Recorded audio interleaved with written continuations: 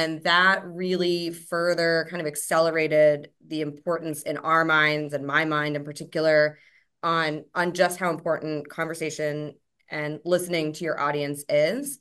I have spent pretty much the last year sitting down with association CEOs and other folks in the industry just to talk about what's going on, what's difficult for you, what do you want to connect on, how do you put the pieces together? And it has been the most valuable year, I think, in my profession is being able to connect with these individuals and hear what they're working on. And it's completely informed everything that we're doing.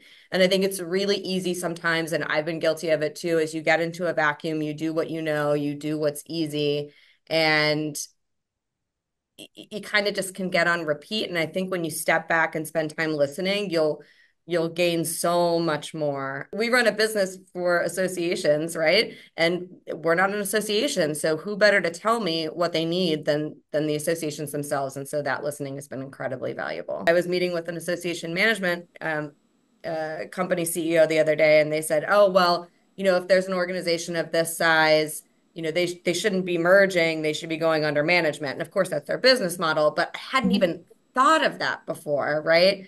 And Mm. so now I have this whole thing of, okay, well, merger or management, right? Is there this other aspect that hadn't even crossed my mind? Right. So again, I never would have like had that idea come if I hadn't had that conversation with that person. I think, right, anybody in a leadership role, and I don't know that people talk openly enough about this because it is a vulnerability, but leadership is extremely lonely. And it's also fraught with the issues of potentially being in an echo chamber because you're the boss, right? And so what you say in many cases goes. And so it's really hard to have clarity. And I think a lot of people are struggling with that, right? And that's why there's so much value in leaders being able to have conversations. I mean, that's like the number one thing people say to me is not so much a topic as I need to be in a room with my peers where I can say these things, where someone will push back on me, or someone will say, we've done it differently. And that's exactly what it was. Like instead of just agreement and support, it's that too, but it's also we were asking questions like, "We're not getting any traction here. How come?" And they're like, Right. "Because you're using the wrong words. You're describing it wrong." Like the idea, Right. like we were talking about change management. And they're like, "That's too academic." Right. And people tie that to culture, and that's not your lane. And we're like, "What do you mean? It's very, very important." They're like, "It's a tool. Talk about the Mhm. tool, talk about adoption, talk about the benefits, talk about these things." I am a big believer, something I talk about all the time, and I'm sure you have all heard me say, is that associations need to continue to advance, need to continue to innovate. And so I think it was 7 or 8 years ago, I'd have to look.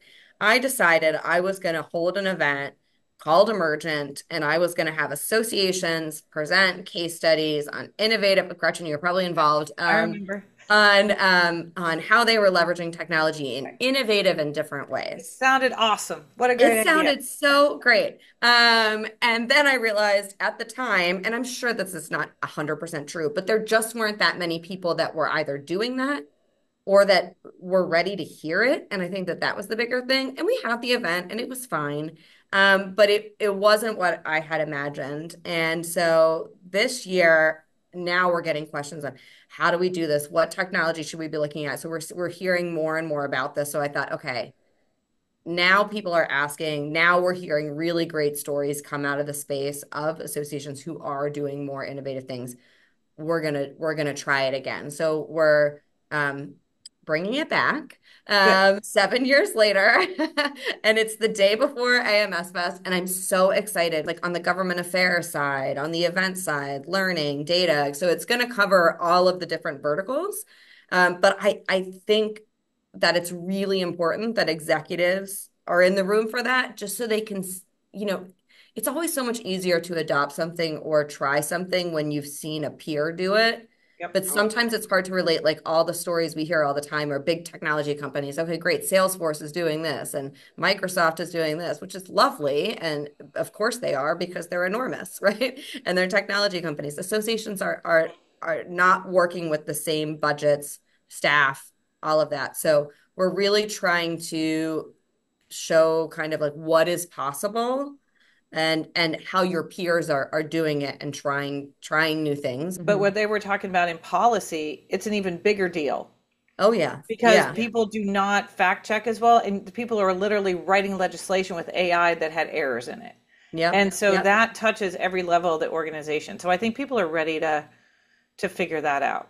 And then at Exactly. yeah, AWCC Advanced. How do you understand, or how do you get across to certain size organizations? Because Brittany, you mentioned Salesforce, Microsoft, and what they're doing. I find that some groups that are maybe a little bit smaller, they'll just turn off if you're presenting a case study that is an organization that's much, much bigger than them. Right. Mm, Right. And that's really not the message that anybody's trying to get across. It's that you can do this and there are different technology solutions that can deliver those. But just because, AARP is doing something, like you don't want people in the room sitting there and being like, well, they're AARP. They're like $1 billion organization. Like we can't do that. Having that as part of the conversation, which is why I think it's important to have people of all different levels in the room too.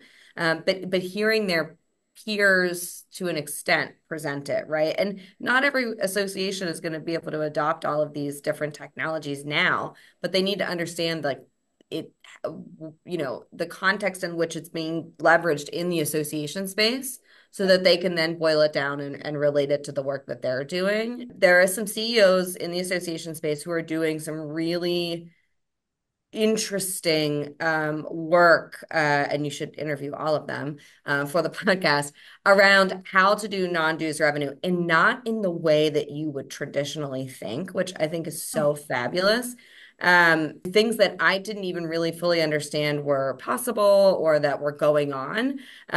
So I think those leaders are really going to stand out. There's one organization who um, they are in the financial space. She's a CEO in the financial space, and they decided to start investing in fintech companies, in small fintech startups. So they have a fund, and a number of associations are doing this. And basically, it's kind of multifaceted in the sense that, of course, if one of these fintech startups does really well, there is a financial long-term benefit as they are an investor and a funder in this startup.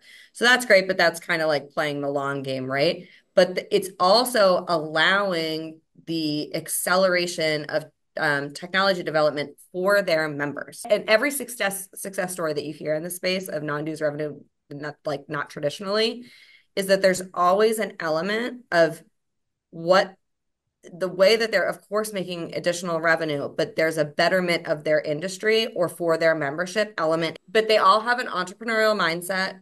And they've all said that's the culture of their organization. So it's not like they're just the ones with the idea. They have staff who and team members who are also part of it. But yeah, I think entrepreneurial mindset and just the ability to think a little bit differently and force your brain in a different direction. Um, and why storytelling, if you want to talk about storytelling, is important, right? Because as people tell those stories, then people are like, oh, wait a second, my industry does X, Y, and Z. Maybe there's something I could do that just gets you kind of out of the box and hearing other stories. We work with some very ambitious association executives, and then we work with some that are really getting through the day. And I wish that they were all chomping at the bit the way that a few of the aggressive ones, the ones that fail fast and lose a little bit of money, but get to their next idea faster. And it's so successful that they outpace where they would have been if the first one worked. And there's a little bit of safety that associations maybe don't embrace that. And so a lot of the conversation that we have kind of behind closed doors is, well, how do you have these conversations with your board? How do you push risk? How do you encourage innovation? And with your members, I wonder what level of transparency they have with their members around this too, because effectively it's the money that people are spending or paying into that association that the association is turning around and doing more creative things with, which is outside the norm of how they might expect the association put their membership dues or fundraising or what have you to work. Another CEO that we talked with who said that they looked to kind of the Silicon Valley concept of like a pitch deck and all of that to pitch to their board, right? And they're like, I've never had to do anything like this as an Yeah. association leader, but like I'm doing an actual pitch because there are investors in a way, right? And it's the same conversation you have to have with your members. So I think learning how to pitch, learning how to demonstrate that this isn't just about money, it's about the betterment of the industry, is an art, and it's a skill that you have to learn in order to get those initiatives to move Yeah. forward. And you Sure. need to have a plan in place. We And deal with core that conversation at Breezio all the time because the people that don't have community by now are kind of like, oh, well, we have these listservs. People like to email each other. And it's like, what does the next generation of members look like? I'm not saying buy a community, but I'm saying think forward, right? Because trying to cater to the 70% of your members that are aging out in the next 6 years is not going to leave you set up to bring the next generation as close and engaged as you need them. But I think recognizing that is a big first step, and to the extent possible, removing that bureaucracy, continuing to innovate, being curious, right? Right. Listening. Well, and like Jake said, like the how, like people now they swipe right or left. They're very quick to make decisions.